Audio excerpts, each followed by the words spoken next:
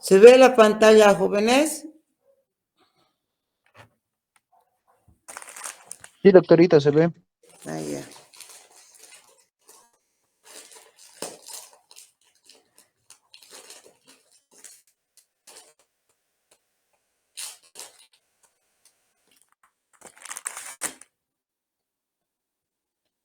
Entonces vamos a comenzar. Porque ya qué hora es. Sí. Nos faltaba completar fibra dietética al tema de carbohidratos. Como ya les he dicho, no sé, en algunas prácticas, la fibra es la parte de los alimentos que no podemos absorber porque no tenemos las enzimas necesarias para hidrolizarlas. Por eso estos compuestos generalmente son polisacáridos de plantas, y junto con la lignina, son los ejemplos clásicos de fibra, ¿no? Y como les he dicho, son resistentes a la hidrólisis de las enzimas digestivas. Hay varios componentes y ya vamos a ver cómo se los clasifica a estos componentes, pero la mayor cantidad en la fibra dietética de estos elementos, la celulosa, hemicelulosa, las peptinas, lignina, carragenatos, alquinatos y gomas, aunque hay otros más, pero estos son los más, digamos, comunes presentes en las fibras, sobre todo dependiendo del tipo de alimentos que consumimos, ¿no? ¿Cuáles son las propiedades que tiene la fibra? ¿Por qué la fibra, a pesar de que no se pueden hidrolizar en el estómago, en el intestino, perdón, son importantes en nuestra dieta? Porque tienen la función ayudan al proceso digamos, de eliminación de sustancias. Tienen la función intestinal por su naturaleza hidrofílica. Tiene capacidad de formar geles y capacidad de adherir iones y sales. ¿Qué quiere decir esto? Que lo que hace es, al formar geles, da sensación de hartazgo y además atrapa algunas veces concentraciones, digamos, altas de glucosa o glucosa que estuviera y de colesterol. Y además, pero es una desventaja de que puede también adherir a algunos iones o sales, como por ejemplo sales de calcio o de otros minerales y dificulta su absorción. Dice que los efectos dependen del tipo y la cantidad de fibra ingerida. Estos componentes, entre los que habíamos nombrado los más importantes, estaba la celulosa. Seguramente ustedes recordarán estas características porque han visto en bioquímica.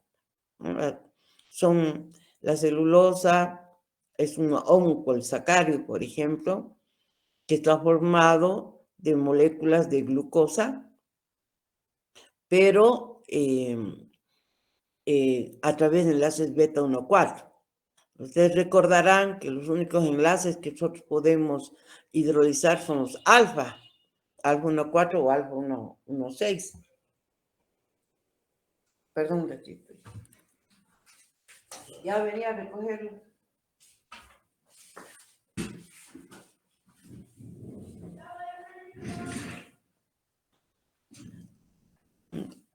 Entonces, en cambio, la celulosa, al estar formado por uniones beta 1,4 glucosídicos, porque les he dicho que el componente de la celulosa son moléculas de glucosa, su hidrólisis genera celobiosa, que en realidad la celobiosa es también un compuesto que no puede ser hidrolizado a sus componentes más simples, que serían las glucosas, por el tipo de enlace. ¿Dónde se encuentra principalmente la celulosa? En las hortalizas, frutas y cereales, ¿no? La hemicelulosa, en este caso, la hemicelulosa, a diferencia que es muy parecido su nombre, no está formado por moléculas de glucosa, sino que está formado por polímeros de pentosa. Son desilanos, los cuales también, estos desilanos son derivados de la silosa, pero se caracterizan también por la presencia de enlaces beta 1,4. Por lo tanto, tampoco, por eso es parte de la fibra, no podemos hidrolizar. Dice que esta estructura posee cadenas laterales de arabinosa y otros azúcares, como el ácido glucurónico y galactosa. ¿Qué quiere decir? Que este es un heteropolisacárido, ¿no? La peptina es un polímero de unidades de metil de galacturonato, unidos también por enlaces beta 1,4. La cadena principal tiene también L-ramnosa unidos al galacturonato, ¿no? Las propiedades físicas de las peptinas es de formar geles. En realidad la peptina es muy importante. Se trata de una fibra soluble que además de que forma parte de la fibra dietaria, se utiliza en la industria, justamente por esa propiedad que tiene de formar geles a pH 3 y algunas veces hasta 4, porque lo que hace es endurecer, digamos, se utiliza en la elaboración de jaleas, de mermeladas y demás, para lograr el punto el punto, digamos, de concentración de ese producto más rápido, ¿no? ¿Dónde está presente? En las frutas, sobre todo a nivel de las semillas de la manzana, cáscaras de manzana, en las pepas también de los cítricos, ¿no? Y en menor cantidad está presente en algunas hortalizas y cereales. La lignina es una sustancia cementante, es decir, que forma parte de la estructura de los vegetales, es propia de ellos. Contiene componentes fenólicos, polisacáridos, ácidos urónicos y proteínas, ¿no? ¿Dónde se encuentra? En semillas, frutas y vegetales maduros y también en hortalizas. Ya van a ver que la lignina está dentro de la fibra insoluble, que sobre todo su función va a ser de mejorar los movimientos peristáticos. Los carragenatos son galactanos extraídos de algunas algas. En nuestro medio no es muy frecuente el consumo de algas, ¿no? Pero sí en otros países, cuyos monómeros son la D-galactosa y el 1,3-anhidro de galactosa. Tienen también la capacidad de formar geles y también este producto se los usa en la industria de alimentos para justamente, principalmente en la elaboración de los jugos o jugos de frutas o refrescos, también le dan cierta, digamos, suavidad a las bebidas. Ustedes no sé si alguna vez han notado la diferencia que es tomar agua y tomar cualquier bebida, ya sean gaseosas o de refrescos, que entra con más suavemente, ¿no? Puedes tomar mayor cantidad. Eso es la presencia de los carragenatos. En algunos productos, incluso en las normas, se acepta un valor mayor, es decir, se agregan en mayor concentración que en otros. Los alginatos son polisacáridos que forman parte de la pared celular también de algas y están formados por ácido D-manurónico y glurónico unidos por enlaces beta 1,4. No se olviden que todos estos en realidad tienen enlaces beta 1,4, por eso no podemos hidrolizarlos. Las gomas también de alto peso molecular están constituidas por polímeros hidrofílicos de unidades de monosacáridos y derivados. Y algunos tipos de gomas están formados por un solo tipo de monosacáridos. O también, es decir, que pueden ser homopolisacáridos o pueden ser heteropolisacáridos, porque hay gomas que están formadas por distintos tipos de monosacáridos. Ustedes recordarán por bioquímica que se dice homopolisacárido cuando el componente estructural de ese compuesto es un solo tipo de monosacárido. Pueden ser cientos de esos, pero uno solo, como por ejemplo la celulosa, son glucosas, son moléculas de glucosa, igual que en el almidón, pero la diferencia entre un almidón y una celulosa es que el almidón están unidos por enlaces alfa 1,4, alfa 1,6, porque tiene ramificaciones también, y esas pueden ser hidrolizadas y los componentes que también son glucosas son utilizados por el cuerpo. En cambio, la celulosa, los enlaces también son 1,4 o 1,6, pero ese tipo de enlaces no podemos hidrolizarlos, ¿no? Simplemente es la diferencia. Pero si ustedes analizan los constituyentes de los otros componentes de la fibra, generalmente son heteropolisacáridos, ¿no? No necesariamente, aunque algunos también pueden ser, como lo dice aquí, en el caso de las gomas, homopolisacáridos, porque su estructura es solamente un solo tipo. Si ustedes también fueran observadores, dirían, el almidón, estoy diciendo que está formado por eh, glucosas, ¿no? 1,4, 1,6, pero se han dado cuenta que los almidones se extraen de varios productos y no son similares. El almidón de papa no es igual que el almidón de yuca o el almidón de maíz. ¿Cuál creen que es la diferencia? A ver, algunos de ustedes seguramente también han tocado ese tema en bioquímica. En bioquímica 1. Chicos, ¿están escuchando? Sí, doctora. ¿Qué dicen? ¿Cuál creen que es la diferencia? Todos están formados solamente por moléculas de glucosa. Todos son almidones.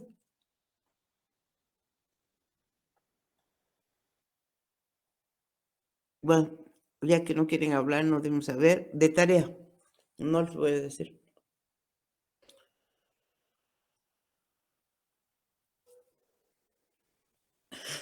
Aunque es muy simple la respuesta, ¿no? Depende del número de moléculas de glucosa y del el número de ramificaciones que presenta. Pero fíjense cómo varían. Hasta sus usos son diferentes. El más común es el almidón de maíz, el que utilizamos como maicena. Pero una maicena no se parece nada al almidón de yuca. O podrían hacer como con maicena cuñapés. Chicas, No, doctora. No, hay doctora, se que, sería. por eso siempre les digo, chicos, no escuchen sin preguntar. Ustedes ni siquiera me han preguntado, yo me he tenido que autopreguntar. Sean más curiosos y un poco más analíticos. Siempre me quejo de eso de ustedes.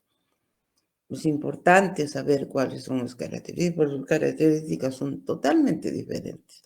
Y depende del número de moléculas de glucosa y del número de ramificaciones que presentan. Y eso le da características de uso diferentes.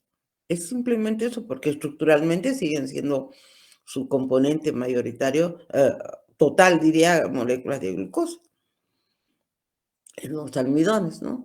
Y en todos los componentes de la fibra, la diferencia es los enlaces beta que no podemos hidrolizar, ¿no?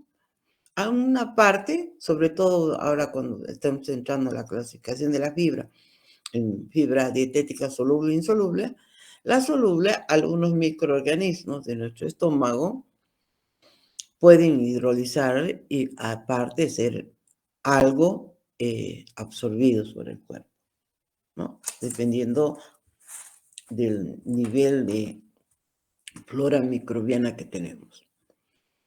En realidad la fibra hay varios tipos de clasificación, pero desde el punto de vista nutricional, clasificamos en fibra dietética soluble y la fibra dietética insoluble.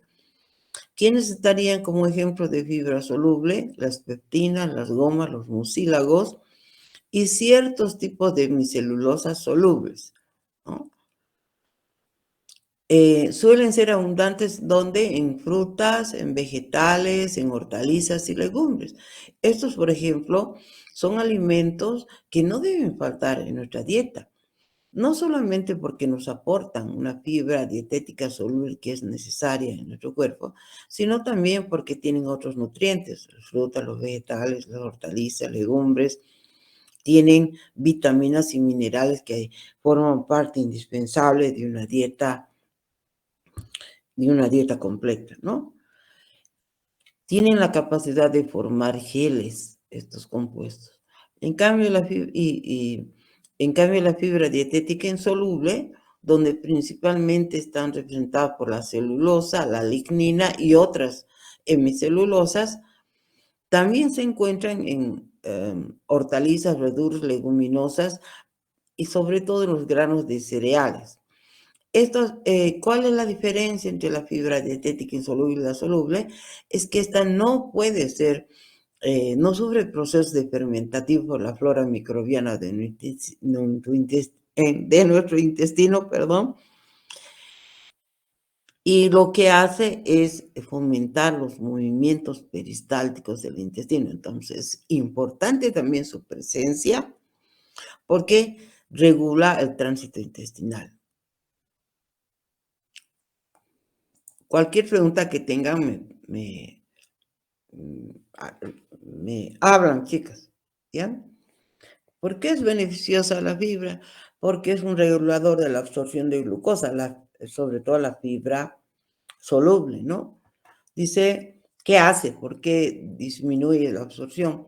Porque produce un retraso en la absorción de la dieta en el intestino por la propiedad de formar geles coloidales que disminuyen el contacto del quimo gelificado con la mucosa intestinal y por lo tanto la tasa de digestión enzimática se hace mucho más lenta.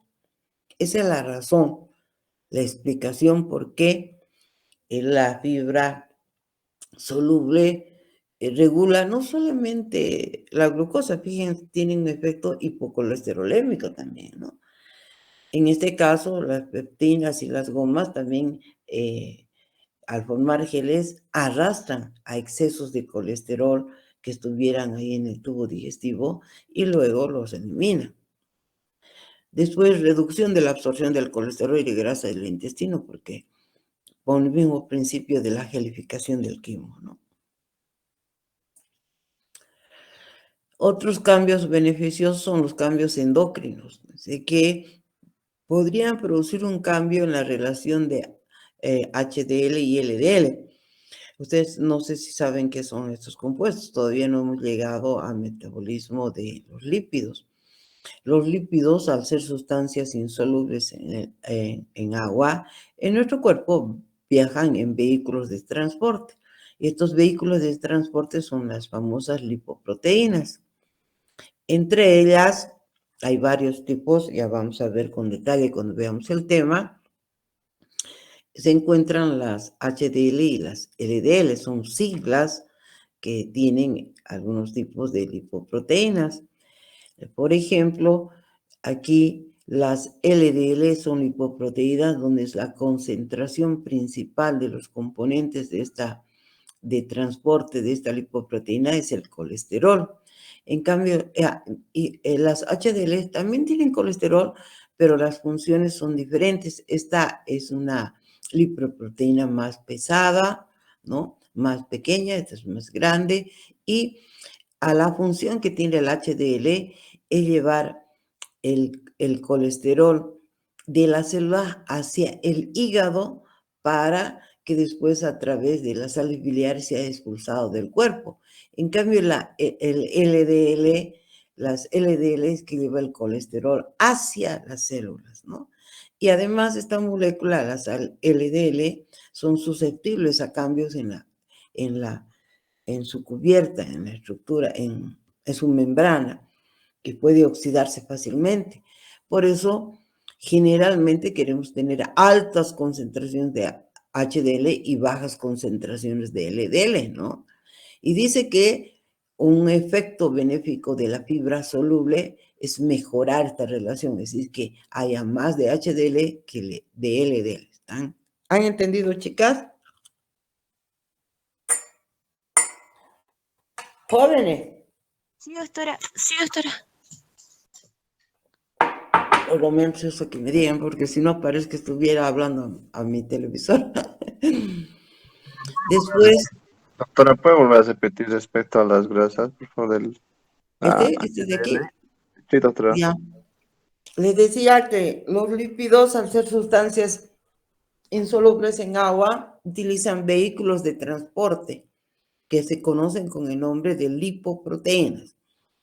Su nombre lo mismo está indicando que estas estructuras están formadas de lípido, como principalmente fosfolípido, y de proteínas. Estas proteínas son como señales y receptores en la membrana, señales de reconocimiento, es decir, las células reconocen a los diferentes tipos de lipoproteínas, y las lipoproteínas no solo se varían por su densidad, sino principalmente por el contenido que transporta, ¿no? Por ejemplo, la lipoproteína que transporta los triglicéridos de la dieta se llaman kilomicrones. Y VLDL, las lipoproteínas que van a sacar los ácidos grasos triglicéridos del hígado hacia la célula, porque no se olviden que ayer nomás creo en las prácticas les decía que todo exceso de proteínas, todo exceso de glucosa, toda grasa que llega al hígado no puede ser almacenado. El hígado no es un lugar donde se almacena. Se sintetiza triglicéridos, es decir, grasa en el hígado, pero no se pueden almacenar. Entonces, eso tiene que ser transportado a través de lipoproteínas. Y dentro de estas lipoproteínas juegan un papel muy importante estas dos, las HDL y las LDL. Las HDL porque su función principal de estas lipoproteínas, que son las más pequeñitas, después en detalle vamos a ver en el tema de lípidos, su función es transportar el colesterol de las células hacia el hígado. El hígado tiene la capacidad de formar sales biliares y a través de ello eliminar también el exceso de esto que arrastra las moléculas de colesterol que está llevando estas HDLs. Entonces, lo que hace es eliminar el exceso de colesterol de las HDL, porque su función va a ser recoger de la célula, llevarlo al hígado y en el hígado, bueno, va a ser eliminado. En cambio, las LDL, su función más bien es de transportar el colesterol hacia las células, ¿no? Y además, corriendo el riesgo de sufrir alguna alteración, estas LDL. Entonces, nadie quiere tener muchas LDL porque son muy susceptibles. Por ejemplo, una persona con niveles altos de glucosa puede oxidar la membrana de las LDL y formar células Scanner, se llaman LDL modificadas, es decir, si la estructura de su membrana, donde están las proteínas que les permite el reconocimiento de las células, es modificado, van a considerarse como células extrañas, ¿no es cierto? Entonces, al ser reconocidas como moléculas extrañas que nadie las quiere absorber lo que está llevando, entonces estas pueden, al pasar por los capilares, son las responsables de la forma de los ateromas, de las placas de ateromas en las arterias y taparlas y producir embolias o infarto de corazón si la arteria es en el corazón. Entonces, los responsables son estas de LDL modificadas. Las LDL normales cumplen su función. Por lo tanto, algunas veces dicen HDL como lipoproteínas buenas y las malas, las LDL, pero es una forma, no sé, solamente de decirles, no hay buenas y malas, que cumplen cada una su función, pero al ser las LDL las que llevan el colesterol hacia las células, Ya les voy a decir, en realidad el colesterol no es que sea el malo, ¿no? Las concentraciones muy altas y las enfermedades, las secuelas están justamente en la concentración de estas lipoproteínas que transportan colesterol, no en el mismo colesterol. Ese es un tema aparte, porque si sigo hablando me voy a pasar al tema de lípidos. Ya van a conocer. No sé si he respondido tu respuesta, tu pregunta. Sí, doctora, gracias. ¿Ya? Los efectos de los metabolitos producidos por el colon, los ácidos grasos de cadena corta, ¿no? Por ejemplo, el propionato, producidos en el colon a partir de la fibra dietética soluble, pasan a tener un efecto depresor de la síntesis de colesterol hepático. Lo que pasa es que ya les he dicho que en la parte casi final del intestino grueso, inclusive en el colon, ¿ya? La flora microbiana es la responsable de hidrolizar algunos tipos de fibra, ¿no? Por ejemplo, ácidos grasos de cadena corta. Y estos, dice que estos compuestos pueden tener un efecto de inhibir la síntesis de colesterol hepático. El colesterol, por si acaso, todas las células tienen capacidad de sintetizar colesterol. Tenemos dos fuentes de colesterol. Uno es el dietario y otro es el de síntesis endógena. Entonces, cuando la persona consume mucho colesterol, generalmente, automáticamente las células dejan de producir, o no es que totalmente, disminuye la producción de colesterol.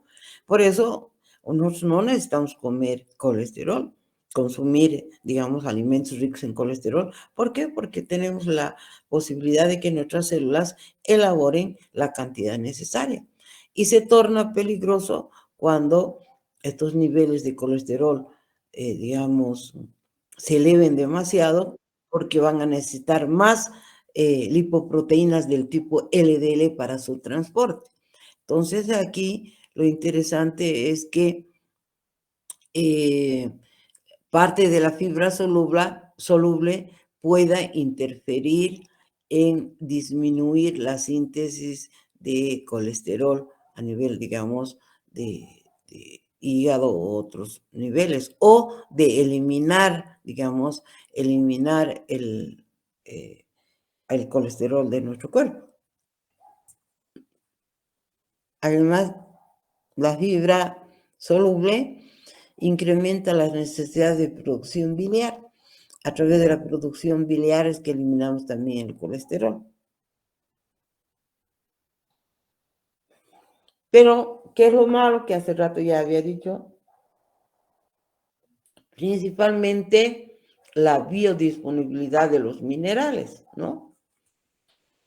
La fibra soluble parece tener un mayor efecto en la retención mineral, pero en general lo que hace la fibra soluble es que esta puede ser fermentada en el colon por la flora microbiana, como hace rato hemos indicado, porque la mayoría de las propiedades que hemos visto beneficiosas se deben a la posibilidad de que la fibra soluble sea fermentada y ayudada por los microorganismos de la última parte del intestino grueso.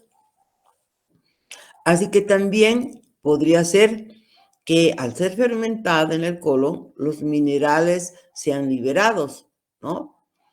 Y esto también es ayudado, por ejemplo, una nutricionista de la alcaldía hace muchos años, en una reunión que tuvimos con la alcaldía. No se olviden que yo era responsable del laboratorio del LAN, de abajo, ¿no? De alimentos. Yo lo he fundado. En ese entonces nosotros ofertábamos servicios. No había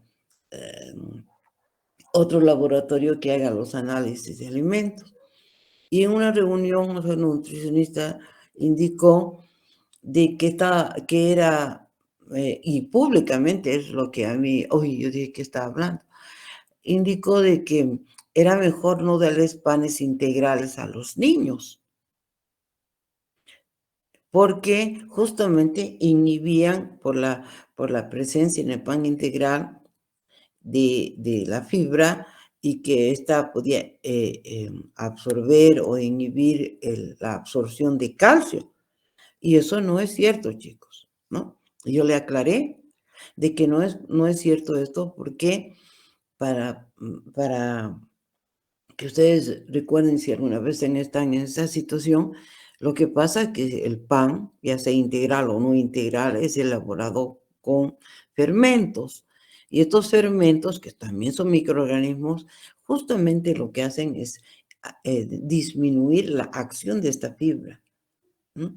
Y no tienen por qué prohibir el consumo de pan integral en un niño, porque el pan integral tiene sus beneficios, ¿no?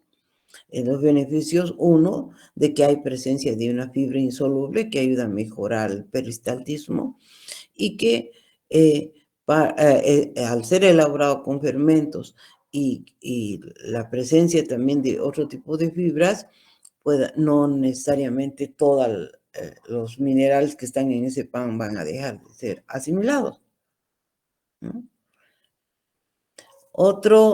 Bueno, aquí estamos viendo los efectos perjudiciales en general de la fibra. Las peptinas, dicen, parecen variar su grado de quelación con el pH final del quimo, el que depende también, por si acaso, igual que en el ejemplo de el almidón, cualquier compuesto del que estamos hablando, también varía un poco su composición, el número de moléculas, incluso su función, dependiendo del origen, de la procedencia de este compuesto, ¿cierto? Como hemos dicho, el almidón, que no todos los almidones se comportan de la misma manera, porque depende del origen. Uno es de papa, otro es de yuca, otro era de maíz, etcétera, ¿no? Igual en las fibras.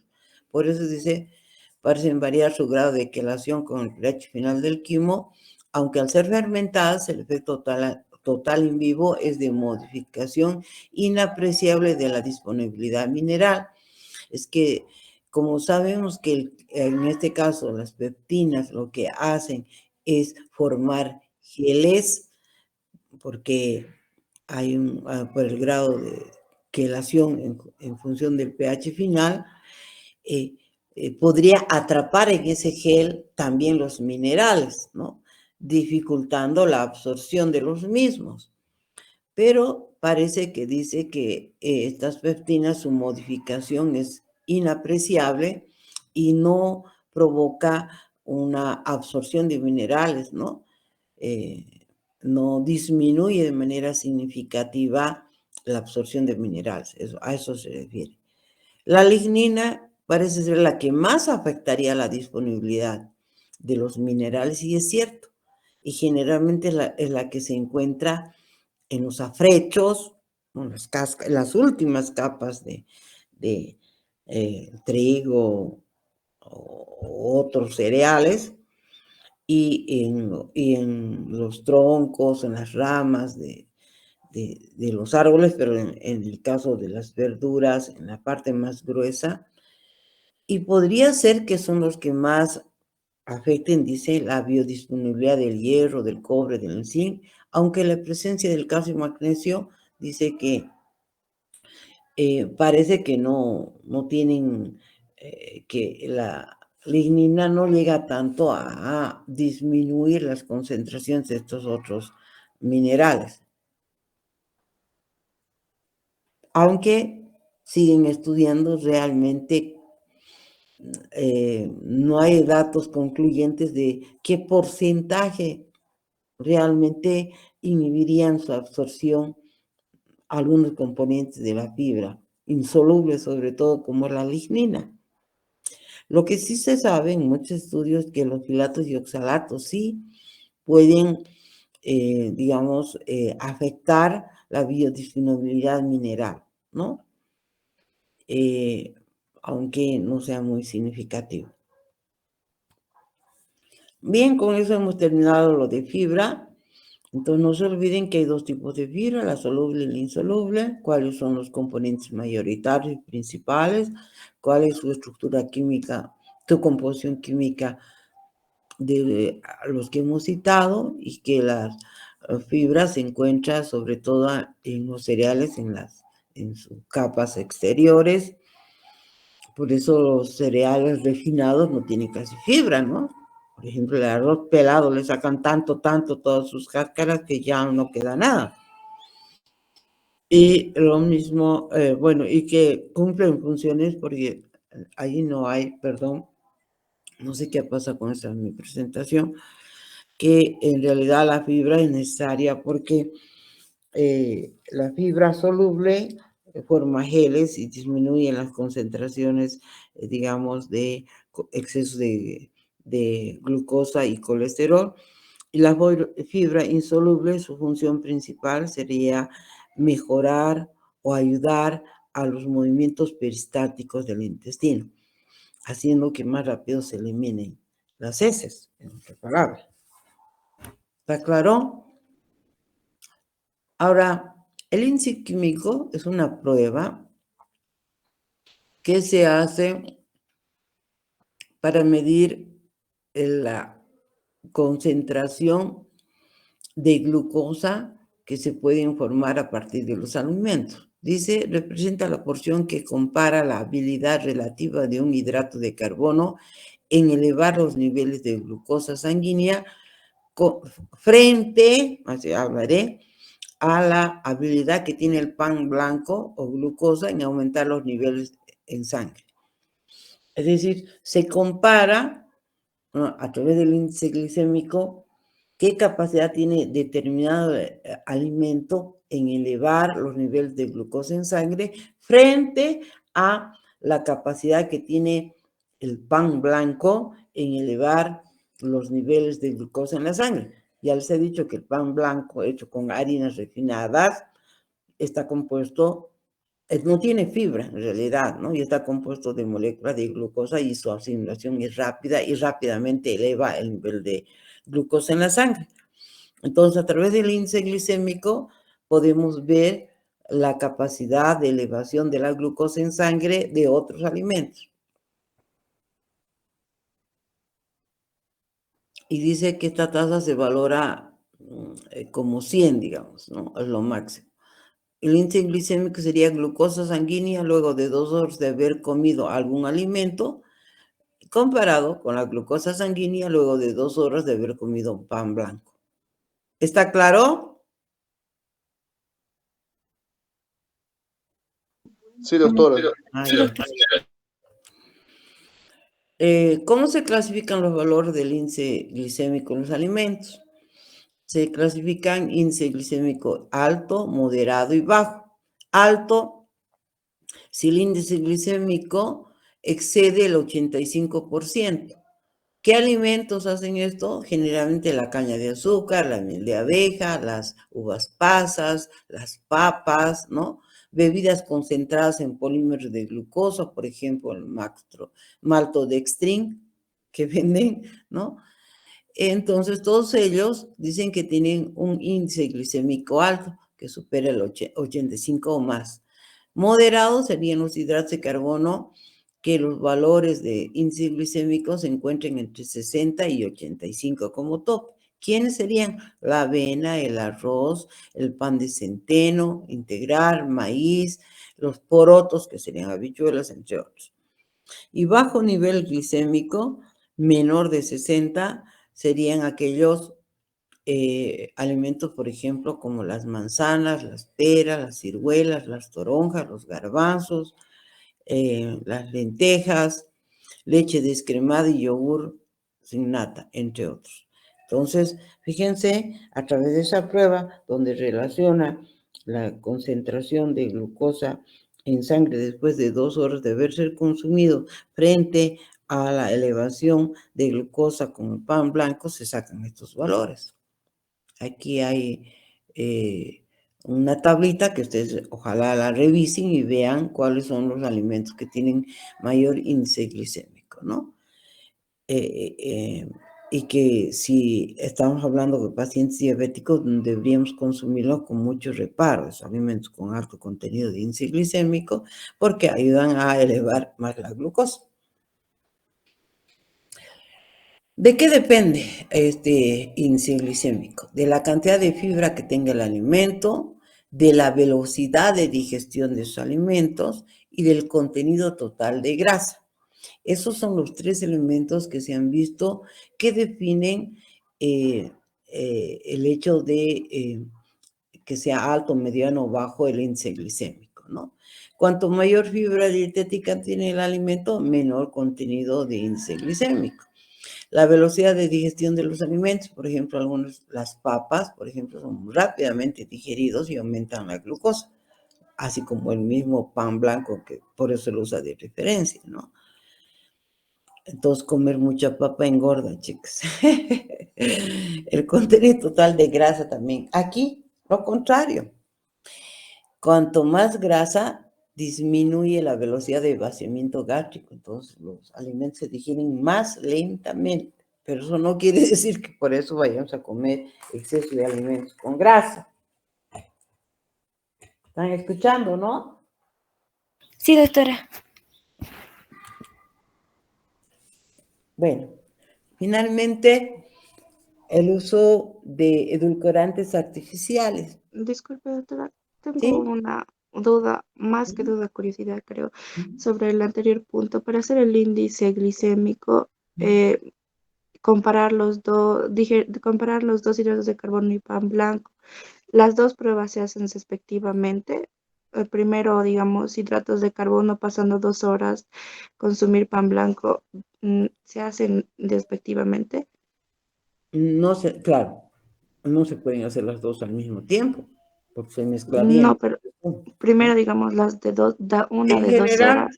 ya los niveles de glicemia elevados, tomando en cuenta como referencia el plan blanco, ya casi está estandarizado y conocido, ¿no? Aunque también dependería de la persona. Generalmente lo que se hace es el consumo de la prueba de cómo el alimento XX eleva la glucosa en tu sangre. Claro, pero cuando se hace la primera prueba pasando 2 horas, luego se hace la otra del pan blanco Otro seguidamente o no hay el que mismo esperar el día. tiempo. Generalmente no es el mismo día. Sí, porque si se hace respectivamente, igual no estaría Claro, alterando el resultado. claro, por supuesto. Por Ah, ya, supuesto, ya no no es el mismo estaría, día. ya no estarías en ayunas. Sí, pero entonces tendría que hacerse en ayunas también el otro. Claro, claro, también en ayunas. Porque si no, estarían influyendo otros factores. Sí, Ujú. ya, doctora. Gracias. En edulcorantes artificiales, en realidad, la mayoría, yo les voy a hablar así con un poco de experiencia. En general, casi todos los edulcorantes artificiales tienen efectos negativos.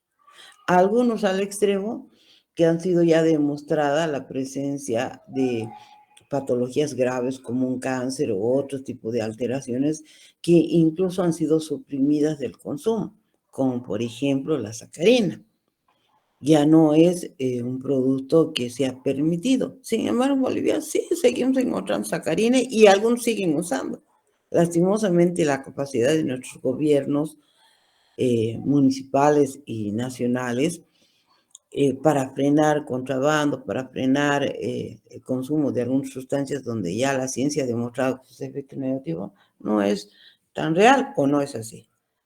Por ejemplo, en el caso del ciclamato, este edulcorante artificial fue prohibido ya en 1970, fíjense, por la FDA, porque se ha relacionado con cáncer y defectos de nacimiento, el consumo frecuente de ciclamato. No sé si en Bolivia siguen habiendo algunos edulcorantes o compuestos que tengan la presencia de ciclamatos.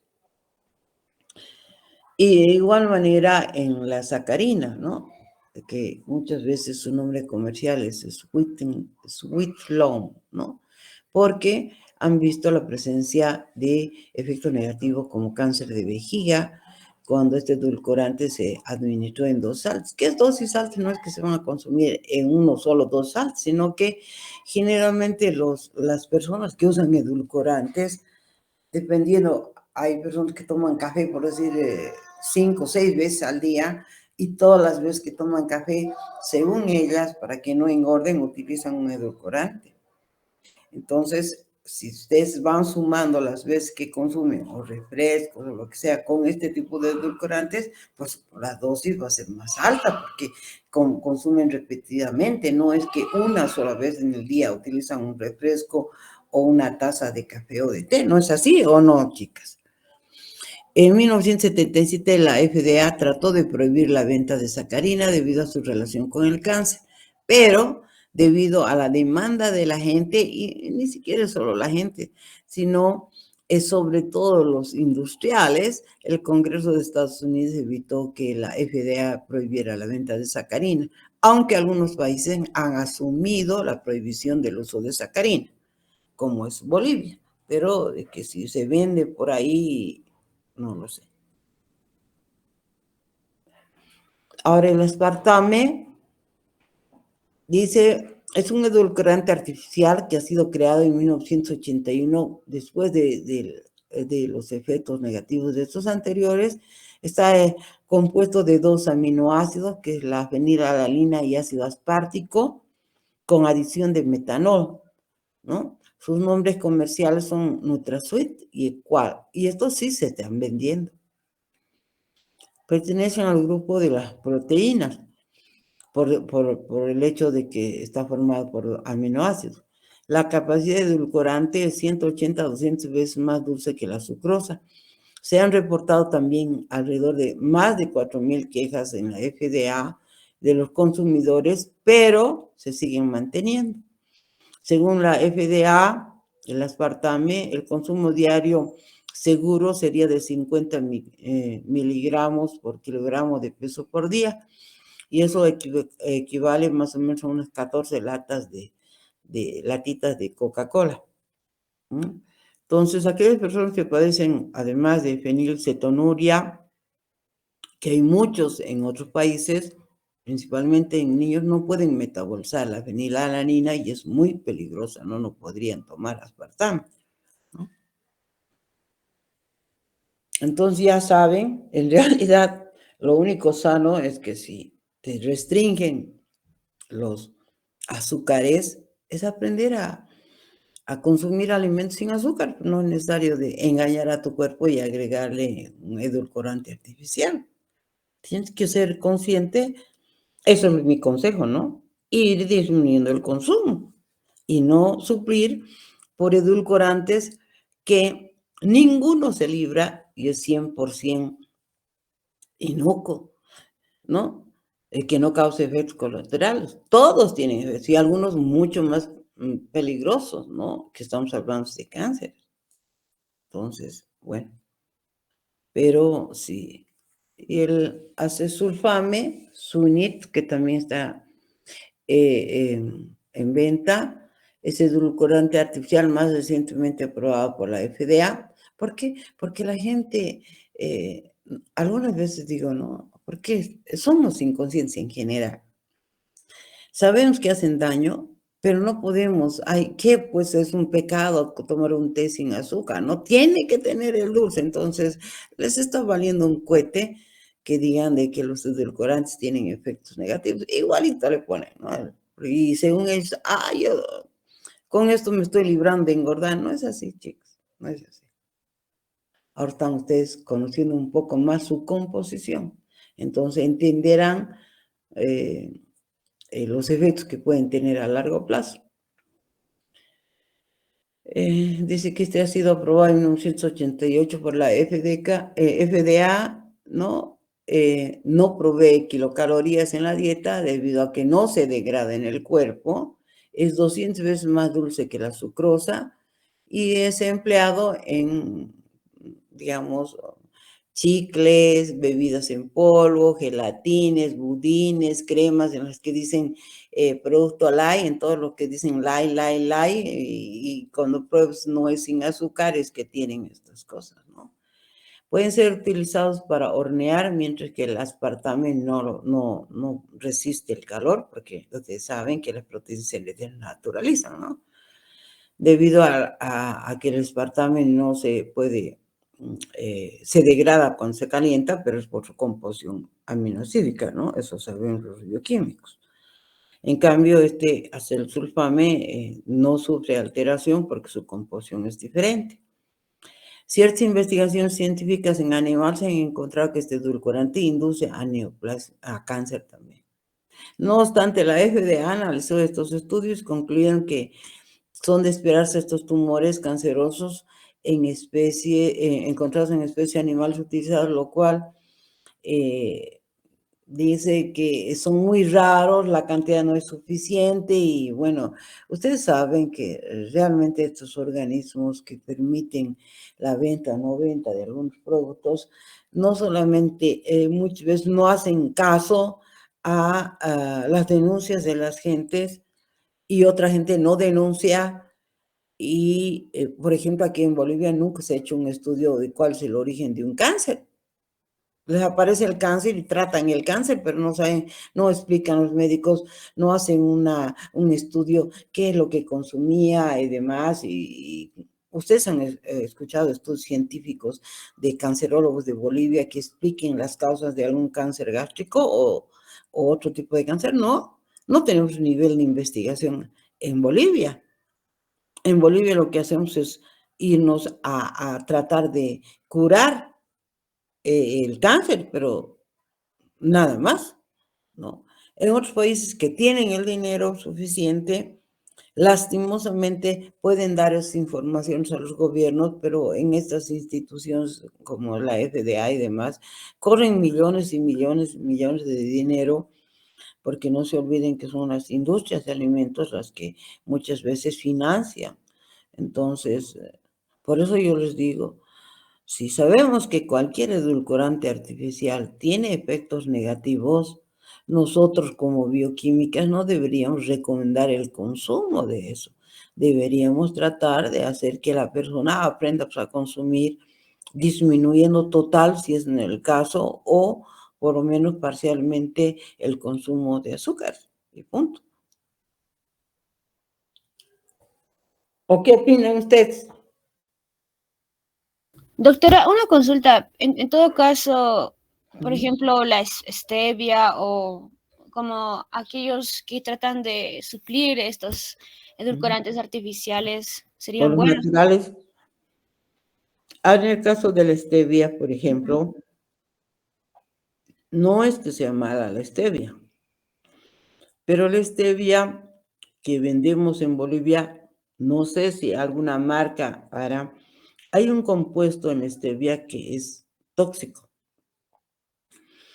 y que en otros países extraen ese principio activo tóxico presente en la stevia. En cambio, en Bolivia lo único que hacen es moler, purificar y lo usan, no hacen esa extracción de ese principio. Claro que indudablemente la stevia, al ser un edulcorante natural, porque no es artificial, es mucho menos dañino que los artificiales, pero lastimosamente de tarea van a investigar cuál es el compuesto tóxico de la stevia. De tarea, no se olviden. Y ahí te vas a dar cuenta que en Bolivia en ninguno de ellos dice libre de tal cosa. Entonces, inclusive la stevia, a pesar de que es 10, mucho mejor que los artificiales, hay que hacer abuso del mismo en su consumo.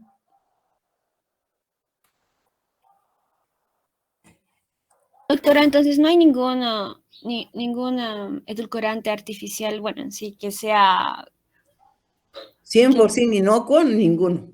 Todos ningún. tienen efectos, pero no sé si queremos regirnos en lo que dice la FDA, los aceptados, los dos últimos, ¿no? Y además, la verdad de la verdad es que en el comercio, ustedes ni siquiera se fijan la composición nutricional de la composición de cualquier producto que compran. Por ejemplo, la Coca-Cola Light y demás utilizan pues estos últimos edulcorantes artificiales. Con que diga Light, ustedes están ya, dicen, ay, me libro del azúcar y punto, pero no ven qué compuesto ni que no sería bueno consumirlo, por decir algo, ¿no?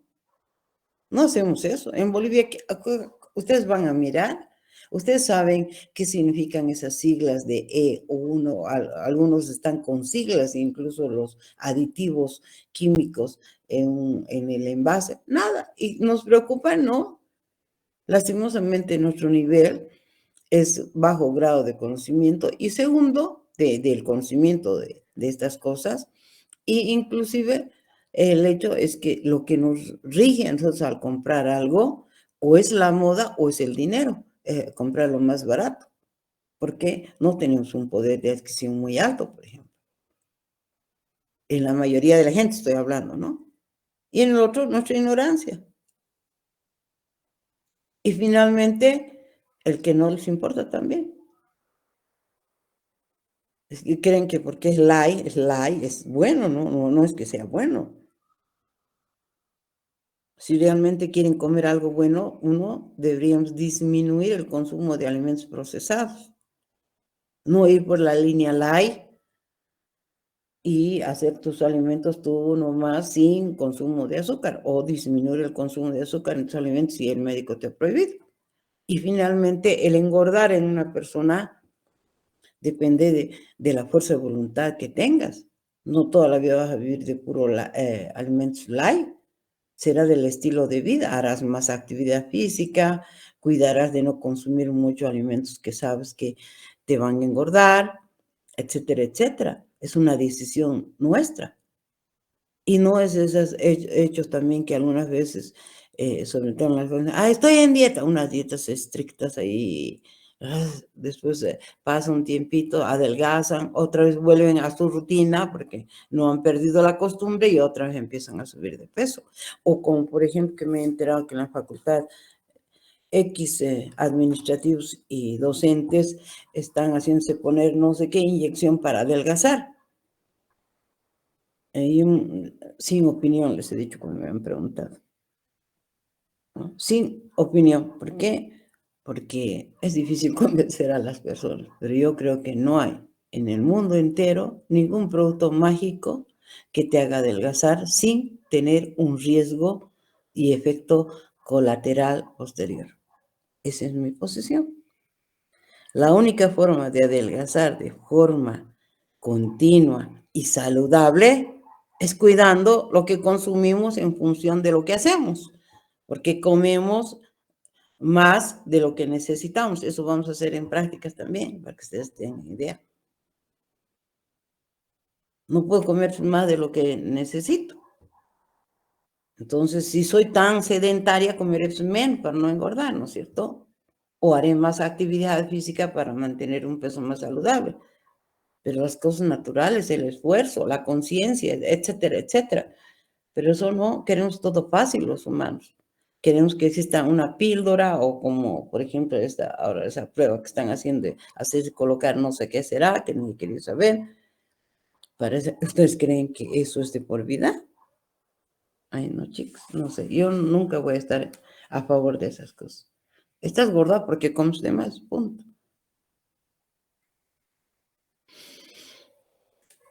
¿O qué opinan ustedes? Doctora, ¿y qué hay de la Constitución? Como, por ejemplo, algunos que son más robustitos y por ese simple Bueno, hecho. es genético, eso ya no puedes hacer mucho. Pero justamente vamos a llevar al final el tema de nutrigenómica y demás. Puedes tener buenos genes, digamos, a tendencia, porque hay algunas familias que comen un montón y son flacas de naturaleza, no sé si no digieren o digieren muy acelerado, pero no engordan. En cambio, otras creo que hasta con el olor ya están engordando, ¿no es cierto? Estoy yendo a extremos, porque en general la gordura está en función de lo que comes. Otra cosa es que niegues. A un gordo dile a ver que come mucho, te va a decir, no, yo no como nada. O en la tele vas a ver los programas. Nadie engorda del aire, ¿no? Pero es cierto también de que cada uno, al tener nuestro propio ritmo metabólico, tienes genes que te hacen que o tu estilo de vida o algo que hace que tu metabolismo sea más lento o tengas tendencia a absorber más rápido, no sé, ¿no? Eso ya es algo que tú tendrías que darte cuenta y ahí tendrías que trabajar el doble. Inclusive en algunos casos uno puede evitar la expresión de ciertos genes a través de la dieta, porque ya se ha más que suficiente estudiado de que los alimentos afectan los genes y los genes sobre los alimentos. Eso vamos a ver como temas también nuevos que aumentaban a mi materia. Entonces, más si sabes que tienes esa tendencia, por ejemplo, ahora ya se sabe 100% que la diabetes es hereditaria. Entonces, si todavía no tienes diabetes y sabes que tu mamá, tu abuela, no sé quiénes han tenido problemas de diabetes, pues yo evitaré consumir exceso de alimentos que puedan hacerme llegar algún día a tener diabetes. Y tendré un estilo de vida más saludable, haré más ejercicios, comeré más sano. Y seguramente si logras ese ritmo de vida, nunca en tu vida, a pesar de tu herencia, vas a tener diabetes. Pero eso es la conciencia. Y la conciencia viene desde la mamá. Si yo tengo diabetes y sé que posiblemente mis hijos han heredado ese gen, pues trataré de que en la casa sean conscientes de que tienen que cuidarse y la alimentación tiene que ser diferente. Pero eso ocurre en la realidad, ¿no? Ven a muchas mamás, papás ahí sufrir y los hijos están igualitos, yendo por el mismo camino. Yo veo en agronomía, tanto les he hablado, pero ahora ya no, porque uno cae hasta pesada. Hay una pastillerita que ahora está ciega, justamente por la diabetes, chiquita. Sus hijitos gorditos, como obesitos, yo les digo, tienes que cuidar, no hagas que coma. Ay, sí, no, pero la ignorancia. Es chicos, ahora son re obesos, uno me hace asustar ya de gordo, está joven, y su hija igual gorda. ¿Tú crees que ellos no van a pasar por lo mismo que su mamá? Viéndola ya su mamá. Ni la mamá por ignorancia, ni los hijos por costumbre hacen nada. Con seguridad que van a estar en la misma situación, solo que ahora están jóvenes todavía. ¿Entienden, no, chicos? Sí, doctora. En ustedes que son del área de salud y que están estudiando esas cosas, ya sería el colmo que sigan por esa línea, ¿no?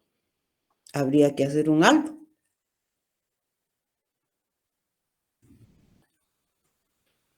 Pues ya sabemos cuáles son las fuentes de hidratos de carbono y que dentro de ellos también son fuentes de fibra dietaria, son los alimentos de origen vegetal.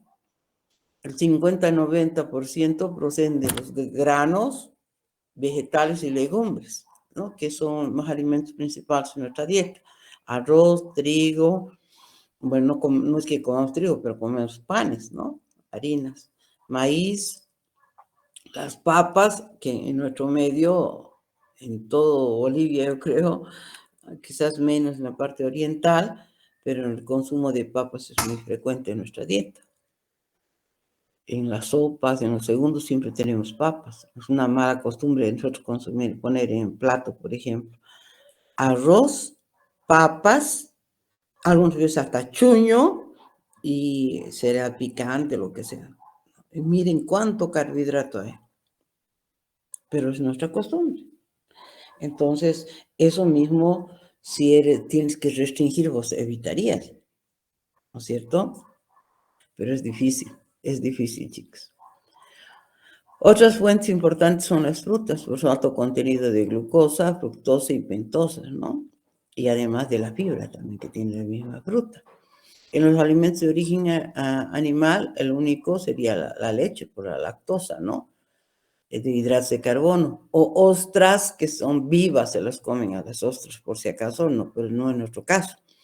O un hígado que tiene algo de glucógeno, pero cuando es muy fresco, después también se va degradando. O las carnes, a través al año van a llevar en bromatología de 2 procesos bioquímicos, que es el rigor mortis y maduración enzimática. El músculo se transforma en carne y en ese proceso desaparecen los depósitos de glucógeno que existen en ese músculo para transformarse en lo que nosotros conocemos como carne. Por eso se dice que hidratos de carbono no hay de origen animal, a excepción realmente de la leche o de algunos mariscos que se los consume vivos. Nosotros no consumimos ostras todos los días. No tenemos mar. Y aquí estarían las recomendaciones de hidratos de carbono totales, hidratos de carbono complejos, que es mejor consumirlos que los simples o refinados. Y la fibra, ¿no? Aquí está en porción de energía, porcentajes de energía, las kilocalorías y los gramos. Entonces van a ver eso en una dieta más o menos de 2.000 kilocalorías. Las mujeres generalmente estamos entre 1.500 a 2.800 como promedio. Debería ser así, de consumo energético. Pero en general los hidratos de carbono deberían representar el 55%, hasta máximo el 75% de la energía total de nuestro cuerpo. El restante debería ser aportado por la grasa y por las proteínas. ¿Alguna pregunta más? Doctora, ¿cómo determinamos la cantidad de en el día?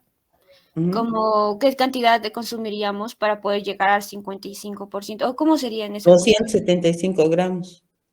en el día? Uy.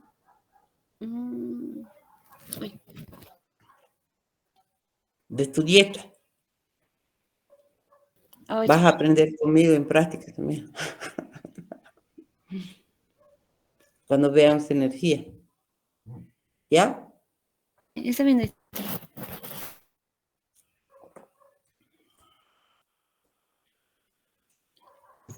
Doctora, disculpe, entonces para una persona serían 2.000 calorías que se debe ingerir durante el día. Aproximadamente, dependiendo de tu tamaño, tu actividad física. Pero digamos el estándar sería 2.000 El estándar es 1.800 en mujeres. Si es muy chiquitita, esto será menos. Pero con promedio es 1.800 a 2.000. Si es una alta, grande, quizás más de 2.000. Depende del tamaño y depende de la actividad física. Eso vamos a aprender en la práctica número 7. Ustedes van a aprender a calcular las necesidades energéticas.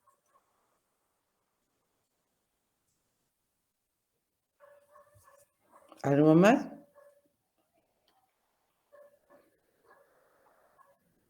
Doctora, serían los hidratos de carbono, las papas y lo que mencionó serían las fibras insolubles, las fibras...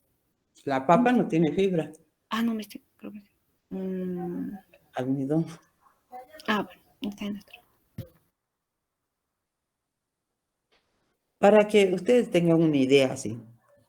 En un plato, por lo menos 3/4 de ese plato, si lo dividimos en 4, 3 de las 4 deben ser generalmente carbohidratos con fibra, verduras, legumbres, ¿no? Y no, como en nuestro plato, digamos, a ver si analizamos los demás, como aquí el pancho, arroz, más de la mitad del plato, papas, y papas, después que viene el huevo y un pedazo de carne, que ni siquiera es carne, porque es un apanado frito. Ahí hay un exceso de energía, hay un exceso de carbohidratos que no tienen fibra. Y la ensalada, doctora, de cebolla, tomate y zanahoria. Pero 3 cucharas, en el mejor de los casos, una punta. ¿O no es así? A veces. Que la mayoría de las veces. Como ven, yo estoy imaginando el plato del Palacio de Silpancho. Entonces, yo no estoy diciendo que no coman, chicas, sino que sean inteligentes cuando comen. Que comas un silpancho en el Palacio de Silpancho una vez, aquí, de cada 15 días, está bien. Pero si todos los días tu dieta es arroz, fideo, papas, y así de proteínas y casi nada de verduras, ¿cómo crees? ¿Eso es equilibrio o no es equilibrio? Sin exagerar, la mitad del plato debería ser ensaladas crudas, variadas. No quiere decir solamente lechuga, tomate y cebolla. Hay rábanos, hay pepinos, hay brócolis, hay coliflores, hay todo. Y un cuartito tiene que ser la proteína y el otro cuartito debería ser el carbohidrato que vos eliges. Pueden ser solo papas, solo arroz, en último caso, solo unos cuantos fideos. Pero no hacemos esa relación. Nuestra dieta boliviana, todos los días comemos papa en exceso, comemos arroces, fideos y poca verdura, y ese es nuestro estilo de vida. A ver, analizar los platos de tu casa. Entonces, espero que ahora que ya conocen, aunque nosotros no vemos dietoterapia, pero sabemos que es importante, pueda cambiar algo eso.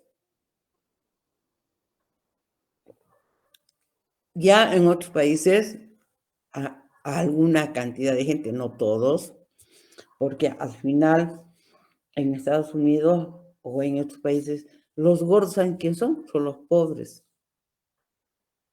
Porque esos hartan su barriga, la gente popular, con arroces, con fideos, con Coca-Colas, con masas, igual en la Argentina, porque es lo más barato. Y se acostumbran. Y los pobres niños están encerrados porque sus mamás están trabajando todo el día.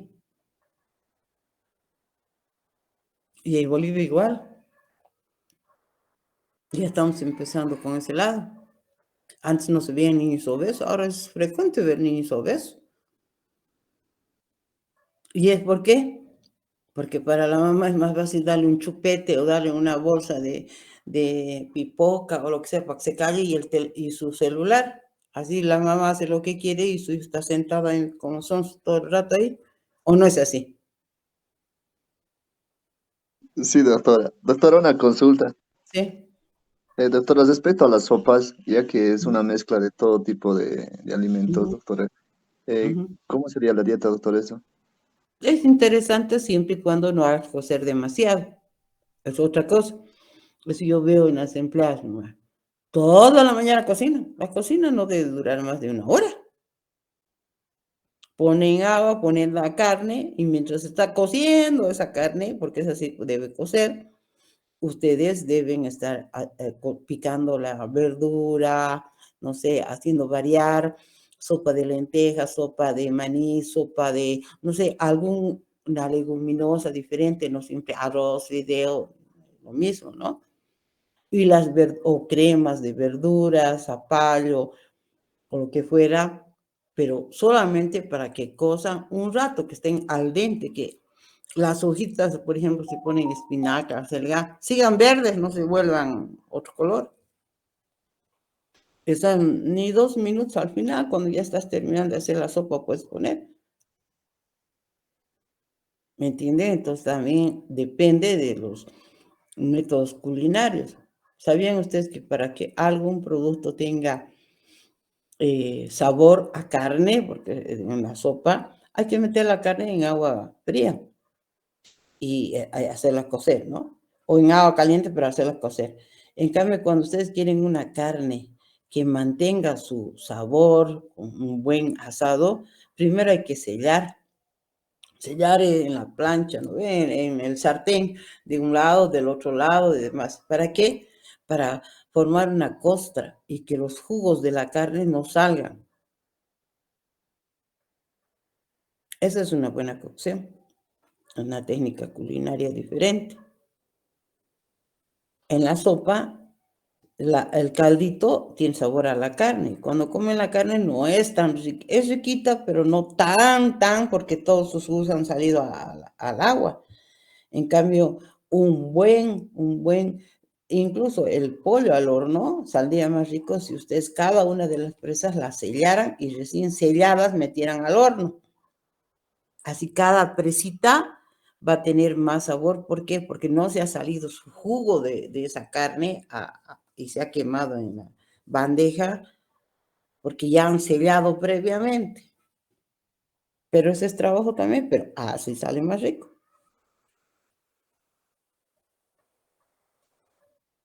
Son técnicas culinarias. Otro día vamos a hablar. Ay, chicos, yo tengo que ir a dar clase de agronomía, no sé qué hora es, y quería terminar.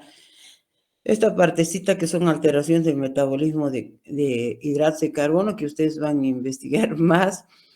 Estas enfermedades de almacenamiento del glucógeno algunas son hereditarias, en la mayoría de los casos, muy raras, no es frecuente, y ahí tendríamos, por ejemplo, la enfermedad de von Jersey o la enfermedad de McArdle. Ustedes van a ver, es por deficiencia de alguna enzima que permita la síntesis del glucógeno, ¿no? Ya les estoy diciendo, son raras, porque son enzimáticas, son carencias enzimáticas, vienen ya de herencia, ¿no? Luego, bueno, esta gráfica hace relación a los efectos de la diabetes cuando no se la asimila, como los mecanismos del cuerpo tienen que proporcionar energía al resto de a las células, al cerebro y a algunos elementos como son también los glóbulos rojos que no pueden prescindir de energía, ¿no? Y ahí quienes juegan papeles importantes serían las proteínas y también, sobre todo, la grasa, ¿no? La grasa se va degradando, libera sus ácidos grasos, hay procesos de beta oxidación y luego hay transformación porque la acetilcoenzima. ¿Han llevado en bioquímica esto o no todavía? Sí, doctora. Ya han visto, ¿no ve? Entonces, las moléculas de acetilcoenzima empiezan a acumularse y no alcanzan a ingresar al ciclo de Krebs porque ya está rebasado o porque ya ha cumplido su cupo, por decir. Entonces, las moléculas de acetilcoenzima se derivan hacia la formación de cuerpos cetónicos. Y los cuerpos cetónicos son los que cumplen la función de dar energía a los eritrocitos y al cerebro, sobre todo a las células neuronales, ¿no? Entonces lo que se estimula es la gluconeogénesis, que es formación de glucosa a partir de otros elementos que no sean hidratos de carbono, principalmente la alanina, reacciones se forman a partir de otros aminoácidos también. Aquí están los aminoácidos que por reacciones de transaminación se transforman en alanina, y esta alanina se transforma también en piruvato y el piruvato puede ingresar al ciclo de Krebs o a través de gluconeogénesis ser un insumo para la formación de moléculas de glucosa, ¿no? Y como les decía, también se estimula en el músculo y sobre todo en el tejido adiposo la lipólisis para que los triglicéridos se hidrolicen, estos ácidos grasos puedan salir de insumo hacia fuentes energéticas o, si no, a la síntesis de cuerpos cetónicos. Me alegro que hayan visto en bioquímica, entonces eso ya saben ustedes. Solamente es un resumen, de todas maneras van a revisar bien el cuadrito, ¿no? Y una de las enfermedades que seguramente también han visto, aunque no es tema de esa materia, pero a la doctora le gusta siempre meterse en áreas que no son de ella, es la diabetes mellitus, porque ¿Por qué les digo esto, chicos? Porque en el programa, en análisis clínico, se ven las patologías. En nutrición se ve todo, yo respeto la parte bioquímica, no entro mucho a eso, aunque tengo que tomar porque es parte de nutrición, pero respeto algunas áreas, solo voy más por lo general. Y bioquímica tiene tanto, pero tanto que mostrar, porque también soy docente de bioquímica, que no hay necesidad de que se entre a las otras áreas. En el caso de diabetes mellitus, es algo que no entendemos los docentes. Se alude a las formas de hiperglicemia aguda y crónica con alteraciones del metabolismo de hidratos de carbono y de los lípidos, ¿no? Y solamente hay un 5% de pacientes que pueden tener la diabetes tipo 1, que es insulinodependiente, que es una enfermedad autoinmunitaria, ¿no? Porque las células del páncreas no producen insulina. Es raro, pero existe, ¿no? La mayoría de los casos de diabetes es por diabetes tipo 2, ¿no? El síndrome metabólico, síndrome X, la alteración de la tolerancia a la glucosa es el inicio, ¿no? O puede darse también la diabetes gestacional, ¿no? Que debe considerarse grados diferentes, pero el efecto es el mismo, ¿no? Cuya forma más extrema es la diabetes tipo 2, es decir, el síndrome metabólico y en algunos casos raros, esta diabetes gestacional puede también, estos dos, llegar a ser una diabetes tipo 2, ¿no? Las complicaciones tardías de la diabetes mellitus son alteraciones en las arterias pequeñas, que se manifiesta como microangiopatía, retinopatía, nefropatía diabética, alteraciones también en las arterias grandes, ahí se manifiesta como macroangiopatía diabética, enfermedad coronaria, enfermedades vasculares y periféricas. También la neuropatía diabética, que es el resultado de una combinación de los cambios tisulares, estructurales y vasculares, ¿no? Que puede darse. Entonces, fíjense, la diabetes tipo 2, el tener glucosa en la sangre que no es utilizada, es realmente terrible. Y no solamente es esto, muchas de las derivaciones o sufrimiento de la gente que tiene diabetes tipo 2 es que ese exceso de glucosa altera otros componentes. Ya les había dicho, por ejemplo, a las LDL, el exceso de glucosa puede provocar una oxidación de los receptores de membrana y cambiarla a un LDL oxidado, que es responsable de problemas de aterosclerosis, ¿no?